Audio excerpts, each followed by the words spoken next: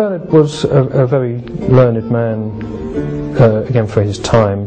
Yes, he studied the Hebrew text, studied other texts as well. It could well be something that he found in there that gave these people the idea that there's something worth having in Jerusalem. It's speculative, but it's a good speculation. It seems a very logical thing. You have people studying these old documents who suddenly want to get their people to some of these old places mentioned in these documents. They're looking for something. Personally, I honestly don't know what it was they found, except that people considered it important. Nobody knows for sure. Whatever it was, nobody knows where it went. And it's a real mystery. But there's no shortage of theories, any of which could be correct. Documents, Ark of the Covenant, Holy Grail, whatever that is, but they certainly had their secret. A very old text records the find. We repaired to the secret vault and let down one of the companions as before. The sun at this time was at its meridian height, the rays of which enabled him to discover a small box or chest standing on a pedestal, curiously wrought and overlaid with gold.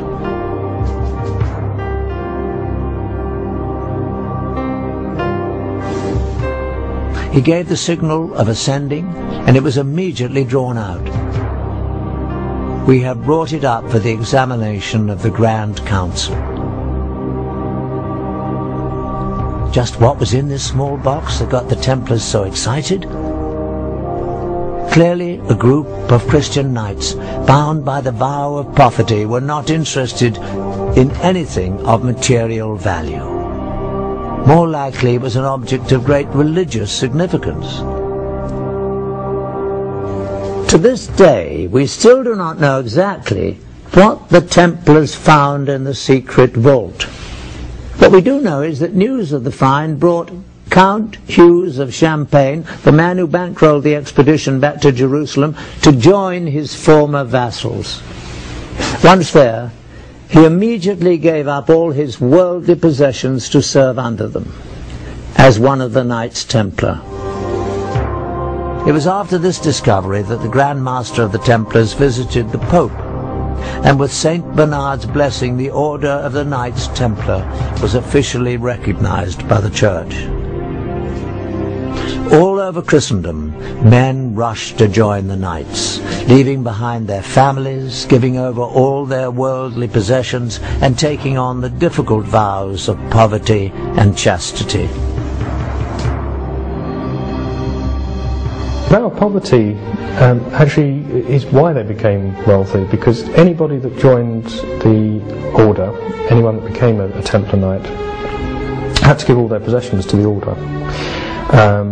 And it became quite a prestigious thing for noble families to have some of their sons go into the Templar order, and of course any money and property they had would go into the coffers.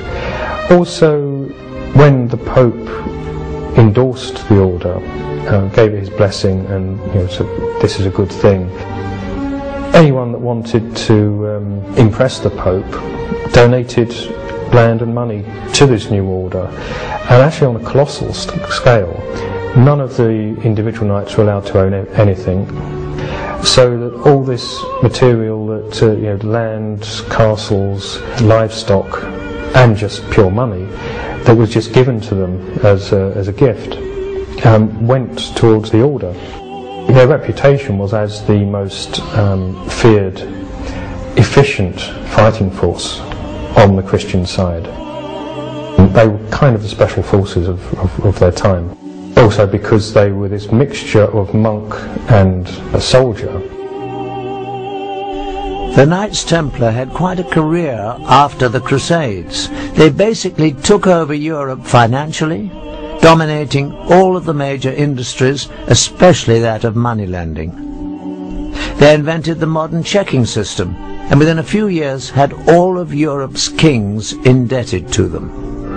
They were far too big for their boots in many respects, certainly as far as the Pope and many kings were concerned. They were unbelievably rich. It seemed there was no stopping them, basically. Most historians believe that they got their comeuppance because of their wealth. Essentially, the French king who started the suppression of the Templars, Philip the Fair, essentially that he was jealous of their great wealth. And it is generally thought that he used accusations of blasphemy and sacrilege against them, but really he wanted their money. The charges against the Templars were blasphemy and sacrilege, and that they failed to observe the usual reverence of the church, but that was well known. There were sexual elements in the charges, but then there always are when you think about it in charges against heretical groups. They were accused of sodomy, of homosexual acts. They were accused of spitting and trampling upon the cross, of worshipping not just a bearded severed head, but in some extraordinary cases they were accused of worshipping the severed head of a cat. The Catholic Church got the confessions that it needed to suppress the Templars. On Friday the 13th, 1307, the Pope officially disbanded the Order of Knights. Their Grand Master was burned at the stake. By the middle of the 1300s, the Knights of Templar seemed to have completely disappeared and their treasury confiscated. But could the richest and most powerful brotherhood on earth and all their wealth be rounded up and seized almost overnight? No. The highly trained and organized Templars only went quickly underground, taking most of their wealth with them. They evolved into an enormously powerful and well-financed secret society. Indeed, as history unfolded, the facts show that Templars never went anywhere except out of the public view. But with one added dimension: an extreme hatred for the Catholic Church. At the same time, the Priory of Zion assumed that they would meet a similar fate from the Church. They too seemed to disappear, but again, only from the public eye.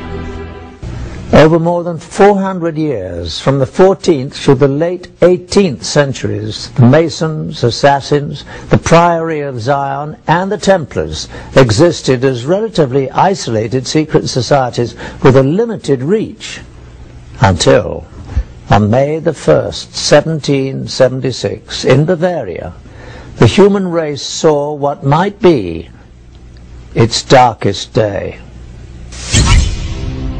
Adam Weishaupt, a Jesuit-trained professor of canon law, well-versed in the occult, formed a new secret organization that would unite all the secret societies for an unthinkable purpose: to gain complete control over the world and its resources, and to achieve total domination of its people.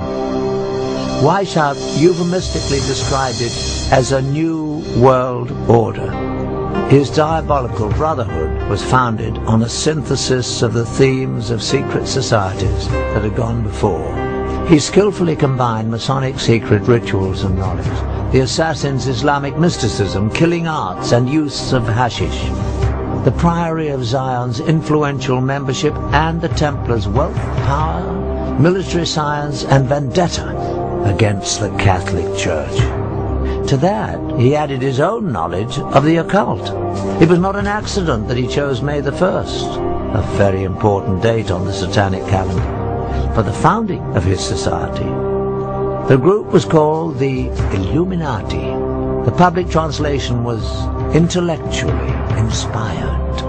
But Weishaupt himself said in private that the word was derived from Lucifer and meant holders of the light. The official seal of the Brotherhood was a mystical, unfinished pyramid, and an eye above it with rays of light emanating in all directions. The eye represented the all-seeing, all-knowing nature of the illuminated Brotherhood reigning above the world. To his followers, the founder listed the 5 top-secret primary means that would be used to accomplish his dark goal of total world domination.